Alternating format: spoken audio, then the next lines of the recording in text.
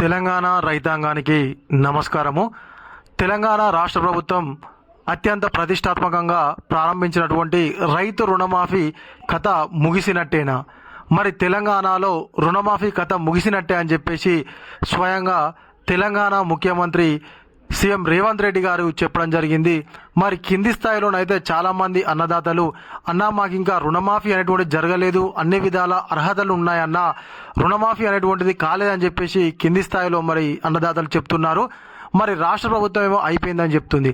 మరి స్వయంగా మన సీఎం రేవంత్ రెడ్డి గారి ఇలాగా అయినటువంటి కొడంగల్లోనే ఇంకా కూడా చాలామంది అన్నదాతలకు రుణమాఫీ కాలేదని చెప్పేసి మనకైతే వీడియోల కింద కామెంట్లు చేస్తున్నారు. మరి రాష్ట్ర ప్రభుత్వం అయితే రుణమాఫీ కథ తెలంగాణలో ముగిసిపోయినట్టే అని చెప్పేసి అంటున్నారు. మరి ఇది ఇలా ఉంటే 2 లక్షల పైన అమౌంట్ కట్టి ఎదురు చూస్తున్నటువంటి అన్నదాతలు చాలామంది ఉన్నారు.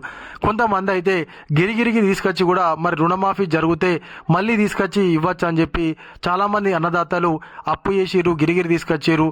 అయినా కూడా రాష్ట్ర ప్రభుత్వం అయితే 2 లక్షల పైన అమౌంట్ కట్టినటువంటి వాళ్ళ గురించి అయితే ఎటువంటి ప్రస్తావన చేయకుండా, వాళ్ళ గురించి అసలు ఆలోచనే లేకుండానైతే తెలంగాణలో రుణమాఫీ ప్రక్రియ అయిపోయిందని ప్రకటించడంతో ఏదైతే 2 లక్షల పైన ఉన్నటువంటి అమౌంట్ కట్టినటువంటి అన్నదాతలు అయితే చాలామంది ఆందోళన చెందుతున్నారు.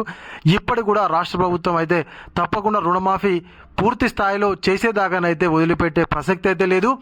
ఖచ్చితంగా ప్రతి ఒక్క అన్నదాతకు అర్హత కలిగినటువంటి వాళ్ళందరికైతే 2 లక్షల లోపు రుణమాఫీ, అదేవిధంగా 2 లక్షల పైన రుణమాఫీ అనేటువంటిది తప్పకుండా రాష్ట్ర ప్రభుత్వం చేయాలి.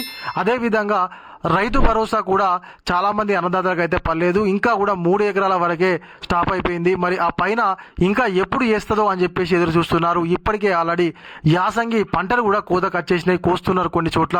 ఆల్రెడీ మన ఏవైతే మంత్రులు కానీ ఎమ్మెల్యేలు కానీ ఐకేపీ సెంటర్లనే ప్రారంభిస్తున్నారు. అయినా కూడా రైతు భరోసానైతే అకౌంట్లో జమ కాలేదు.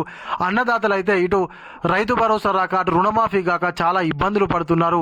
మరి రాష్ట్ర ప్రభుత్వం అయితే ఒక్కసారి ఆలోచన చేసి తప్పకుండా రైతు భరోసానైతే ఇవ్వాలి.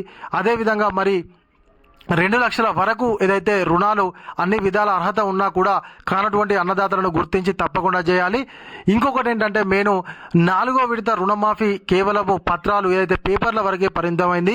చాలామంది అన్నదాతలకైతే 4వ విడత రుణమాఫీ లిస్టులో పేరొచ్చినా కూడా వాళ్ళకైతే ఇది అకౌంట్లో డబ్బులు జమ కాలేదని చెప్పి చెప్తున్నారు. మరి రాష్ట్ర ప్రభుత్వం మరి ఆ అమౌంట్ను ఎప్పుడు రిలీజ్ చేస్తుందో అది కూడా చెప్పాలి. కాబట్టి తెలంగాణలో ఇంకా కూడా రుణమాఫీ అనేటువంటిది 100కు 100% పూర్తి కాలేదు. ఇంకా కూడా 30% మంది అన్నదాతలకైతే రుణమాఫీ అలాగే ఉంది. అది రాష్ట్ర ప్రభుత్వానికి కూడా తెలుసు. కాకపోతే ఏంటంటే ఇక డబ్బులు లేకనో మరి ఏందో కానీ రుణమాఫీ అయిపోయినట్టు ప్రకటించింది. కానీ రాష్ట్ర ప్రభుత్వానికి అన్నీ తెలుసు.